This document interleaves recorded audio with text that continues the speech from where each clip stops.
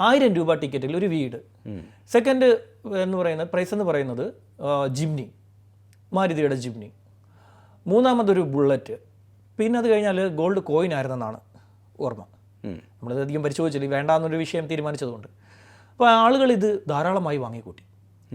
ഈ lucky draw ആണല്ലോ, coupon ഒരുപാട് പേര് GPay വഴിയൊക്കെ അയച്ചു കൊടുത്ത് അവർക്ക് കൂപ്പൺ നമ്പർ ലഭിക്കുകയും ആ കൂപ്പൺ അവിടെ ഈ പറയുന്ന പോലെ ഗ്ലാസ് ബോക്സിൽ നിക്ഷേപിക്കുകയും ഒക്കെ ചെയ്ത് ധാരാളമായിട്ട് കൂപ്പൺ വാങ്ങി.